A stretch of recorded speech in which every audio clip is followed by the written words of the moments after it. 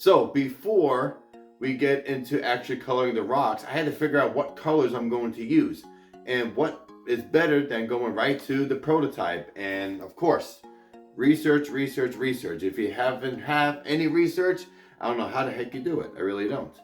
I mean, you can use your imagination, right?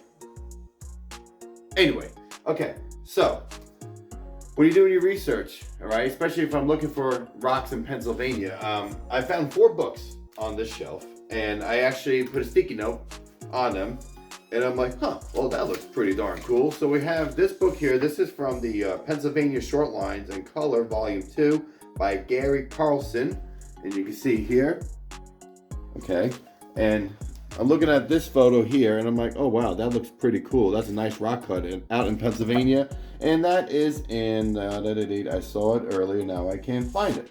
How about that? Anyway, it's in Brookville, Pennsylvania, so I'm like, okay, well, that looks pretty cool, right? So we put that back here. So we have that book. Then I looked at another book on the Penn Central, and that's by Peter Lynch, and this is a fantastic book. If you love Penn Central, woo, this is a great book. Okay, and like the first few pages I'll go through, I'll go, oh my gosh. And so I saw that. And so you got this, right? And you got the nice rock formations here, and this is outside of Horseshoe Curve. This is going into Horseshoe Curve. So, or out, coming from Horseshoe Curve, excuse me. This is going westbound.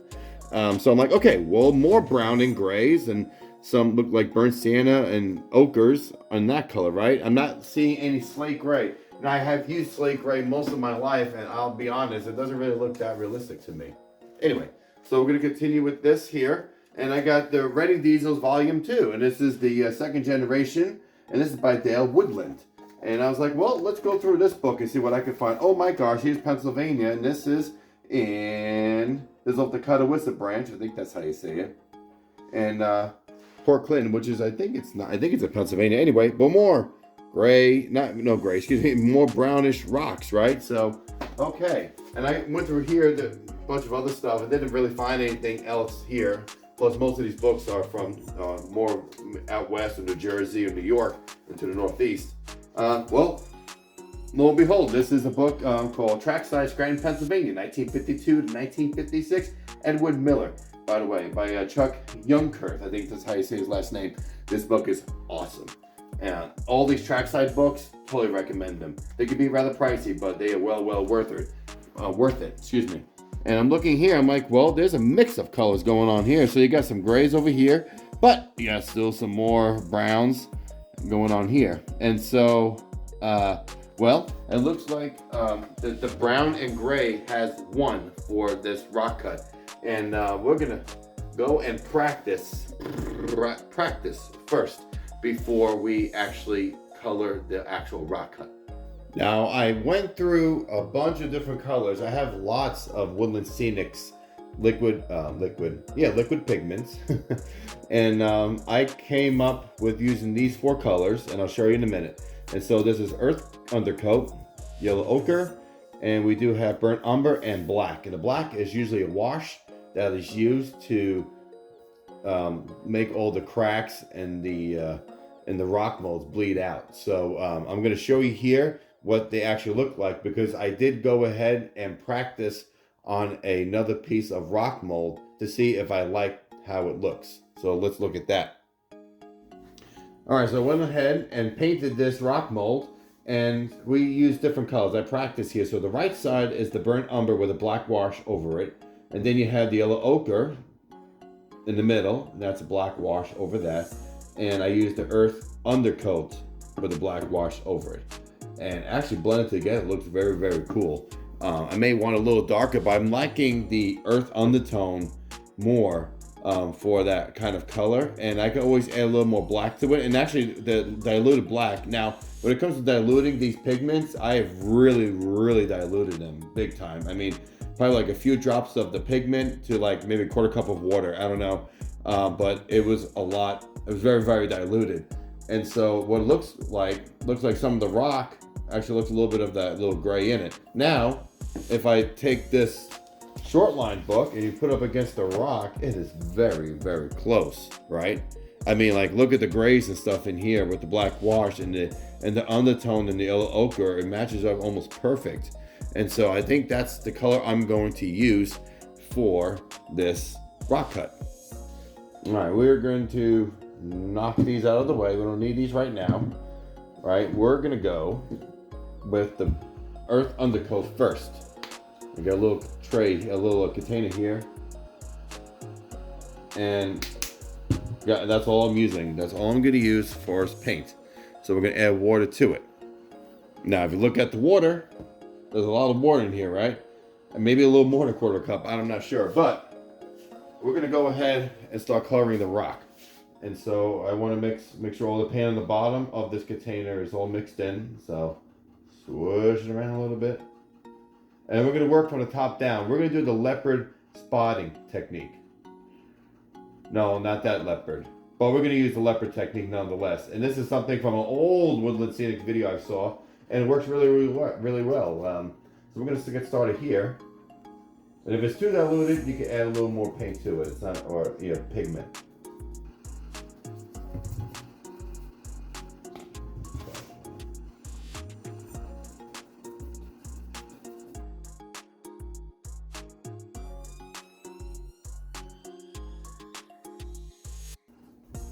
This is very, very light, very, very diluted as well.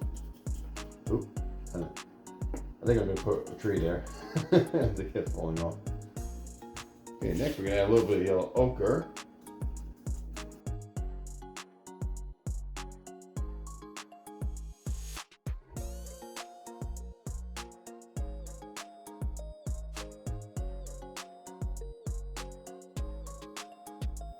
Okay, so I'm now going to use burnt umber. I'm going to use this very sparingly, and it's just give some highlights on certain rocks here. And I'm looking to see where I want it. It gives a little nice dirt color.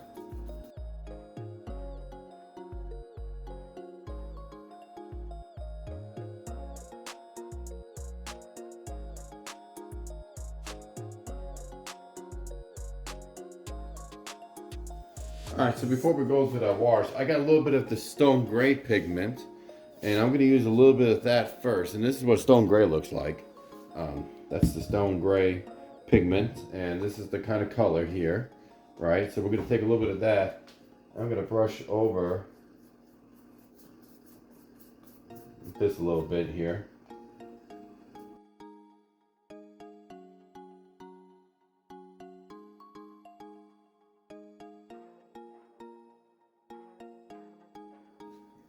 Okay, so I kind of messed up on the wash here. I made it too dark. Too thick, the paint. See, what happens, it makes it really, really dark. And that's okay, because I'm going to go over it with the pigment. So I'll lighten up, really, really diluted it big time. And so we're going to start the process.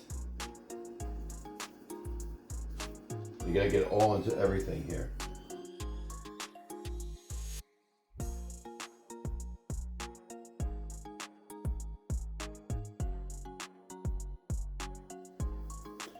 All right, so here you can see that I actually added a little more of that earth undercoat, a little thicker of a layer after it all dried.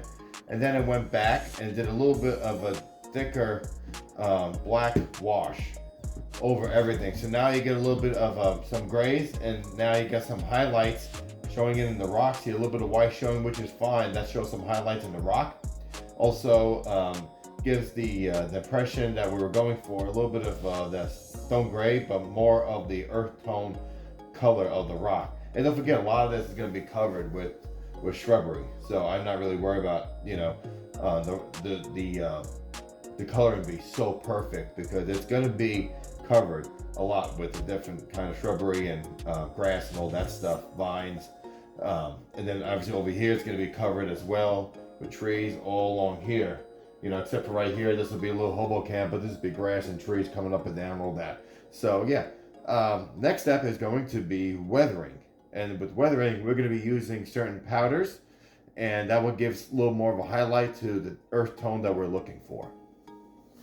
All right, so you can see all the pigments have dried, and some is fairly lighter than others. When I put a darker wash, it dried fairly lighter than what I expected, and that's okay because we're going to go back here and we're going to use weathering powders. I mean, I do have a weathering business. That's kind of what I do, sort of. So yeah, might as well go into the weathering realm now, and I'm going to push these out of the way because we don't need those anymore.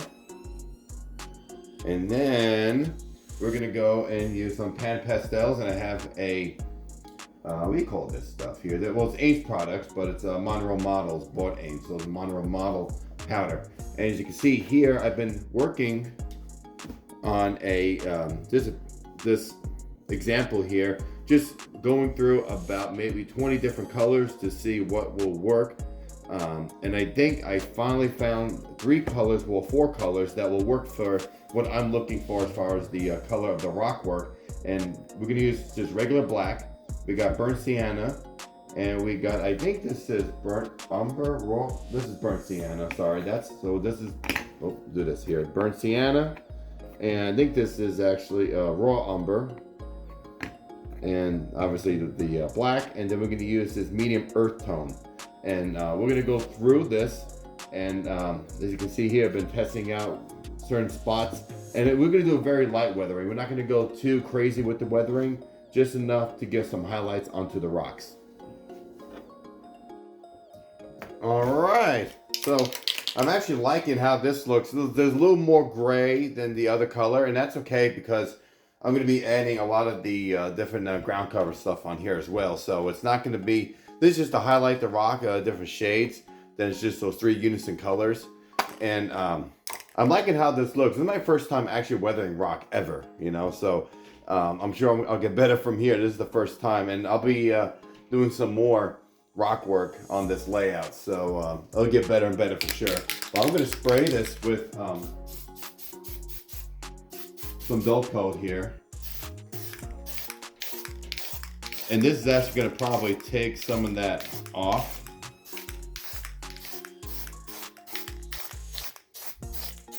Okay, there we go. It may take some of the powders off, and that's okay because I'll give more of what's the color underneath the rock too. And don't forget, like I said, I'm going to be adding a lot more layers to this. This is just the like 1 layer, maybe the second layer of like maybe 10, you know. So just to give a look at, give you an idea what it's going to look like here. I got the track up there already, but let's see, we can do this here. I guess you don't want to go in. There you go. Now you do. Okay, so pretty much, I'm trying to get it up here. It's just getting stuck. I'm gonna have to cut that rock just a little more, but yeah, it's gonna be pretty much looking like this. That's what it's gonna look like. And I just spray painted this earlier, and next thing is gonna weather. I have to weather that all that wood on this little cold trestle here. So that's pretty much what it's gonna look like. Then all the trees and stuff, it's gonna look really, really nice. I really can't wait. But yeah, so on that note, guys, I really appreciate all the support on this diorama build, and stay tuned for more videos. We got a whole lot more parts to go. I got about another little diorama that I need to build on the other side to hold this trestle up. We're going to be doing rock carvings out of foam, and then we're going to be doing a lot of different kind of scenery videos for this diorama. So guys, stay tuned. Happy model railroading. Have a great weekend, and I will see you soon.